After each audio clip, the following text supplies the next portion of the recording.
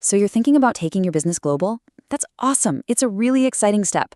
But let's be real, the path to international success is also kind of littered with traps for the unwary. In this explainer, we're going to break down the top 10 pitfalls that trip up new exporters and, more importantly, give you the playbook to avoid them. You've poured your heart and soul into building something you're proud of, right? A product, a service you really believe in. And now you're looking out at the world and thinking, what's next? Is it time to go bigger, to take what you've built and introduce it to a global audience? You know, making that leap can be a total game changer.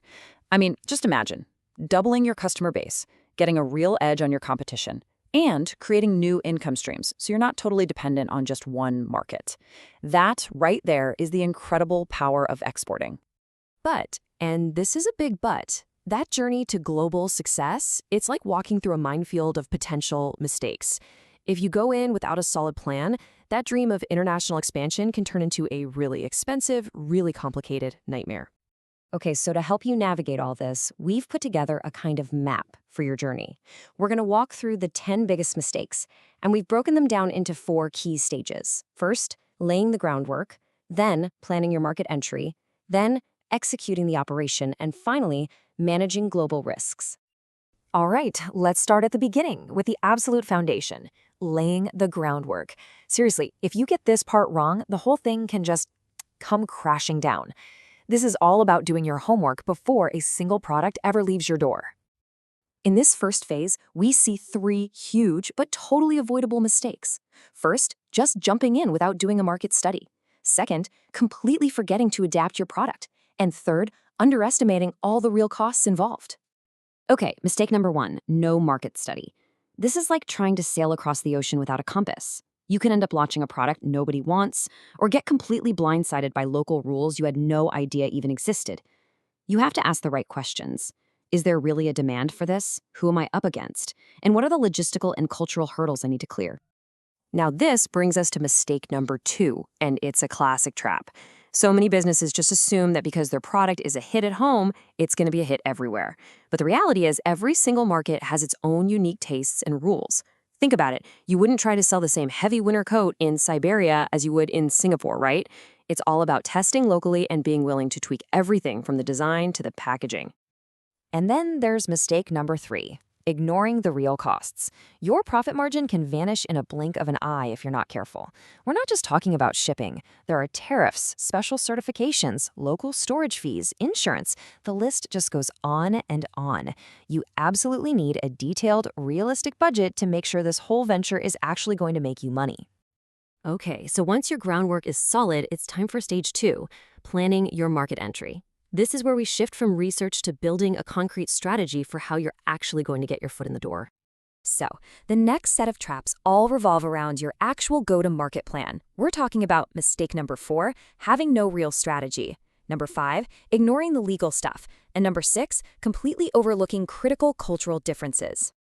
Mistake number 4 is basically having a one-size-fits-all approach. It just doesn't work. You have to decide, are you selling directly, using a local agent? Your marketing has to actually connect with the local culture, and that leads right into mistake number 5, ignoring the legal requirements. If you get the labeling or safety standards wrong, your products could get seized at the border. Seriously. This quote really hits the nail on the head for our 6th mistake, overlooking culture. At the end of the day, business is about relationships, and in a new market, that means showing you understand and respect their way of doing things. How do they negotiate? What's the right way to communicate? Ignoring these little details can kill a deal before it even gets off the ground. It's not just about being polite, it's just plain good business. So you can have the most brilliant plan in the world, but if the execution falls flat, the whole thing fails. Now we're getting into the nitty-gritty, the operational phase, turning that plan into reality. And this is where we find mistakes 7 and 8. In this phase, we're really zooming in on 2 pretty technical but absolutely vital mistakes. First, running an inefficient logistics chain, and second, misusing the essential rules of international trade known as Incoterms. Mistake number 7, a small logistical problem that spirals into a total disaster. And it's not just about a shipment being a little late. We're talking damaged goods, angry customers, and a mountain of unexpected costs. The solution here is all about careful planning, finding partners you can trust, and using technology to keep an eye on your shipment every single step of the way. So what about mistake number 8, misusing Incoterms? What are Incoterms anyway? Well, think of them as the official rulebook for global shipping. They spell out, in black and white, who is responsible for what, and more importantly, who pays for what at every stage of the journey. Getting these wrong in your contract is a recipe for confusion, arguments, and a whole world of financial pain. And that brings us to the final leg of our journey, managing risk. Because let's face it, when you're dealing with a global marketplace, the unexpected is pretty much, well, expected. Here, we find our last 2 major mistakes, numbers 9 and 10. First, having really vague payment terms. And second, and this might be the most dangerous of all, having no real plan for managing risk. Success isn't just about what you do right. It's about protecting yourself for when things inevitably go wrong. Okay, so mistake number 9, unclear payment terms can absolutely wreck your cash flow. You've got to vet your buyers, maybe even look into credit insurance. But that's just one piece of the puzzle, which leads to our final mistake, number 10, having no big picture risk plan. This means not putting all your eggs in one basket. You got to diversify your markets. It means using insurance to protect against currency fluctuations. And it means keeping a close eye on the political situation in the countries you're selling to. So, what's the big takeaway from all this? Well, it's that success in exporting is almost never about luck.